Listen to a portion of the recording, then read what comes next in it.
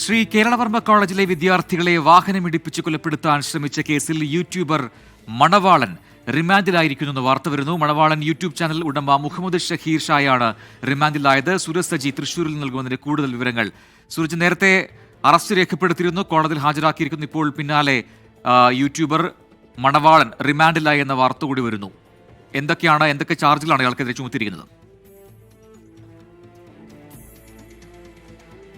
പ്രജിൻ, വധശ്രമം അടക്കമുള്ള വകുപ്പുകൾ ചുമത്തിക്കൊണ്ടാണ് നിലവിൽ ഈ റിമാൻഡ് റിപ്പോർട്ട് ഈ തൃശൂർ വെസ്റ്റ് പോലീസ് കോടതിയിൽ സമർപ്പിച്ചത്. അതിന്റെ അടിസ്ഥാനത്തിലാണ് നിലവിൽ ഈ 14 ദിവസത്തേക്ക് യൂട്യൂബർ മണവാളിനെ റിമാൻഡ് ചെയ്തിരിക്കുന്നത്. തൃശൂർ ജുഡീഷ്യൽ മജിസ്ട്രേറ്റ് കോടതി 2 ആണ് ഇപ്പോൾ മണവാളിനെ റിമാൻഡ് ചെയ്തിരിക്കുന്നത്. 14 ദിവസത്തേക്കാണ് റിമാൻഡ് എന്നുള്ളതാണ് നമുക്ക് ലഭിക്കുന്നത്. 2024 ഏപ്രിൽ 19 കേസിന് ആസ്പദമായ സംഭവം.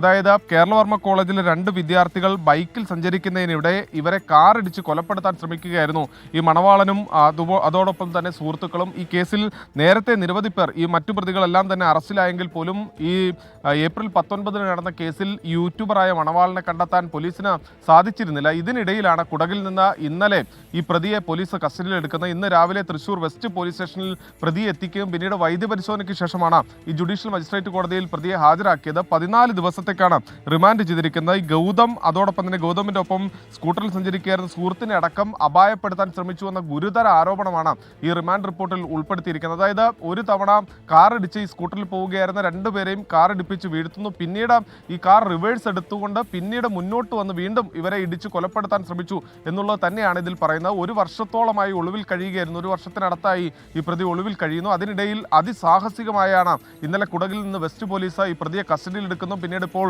കോടതിയിൽ ഹാജരാക്കിയിരിക്കുന്നത്. എന്തായാലും 14 ദിവസത്തേക്കാണ് യൂട്യൂബർ മണവാളിനെ ഇപ്പോൾ റിമാൻഡ് ചെയ്തിരിക്കുന്ന പ്രജിൻ. സൂരജ് സജിയാണ് വിശദാംശങ്ങൾ നൽകിയത്.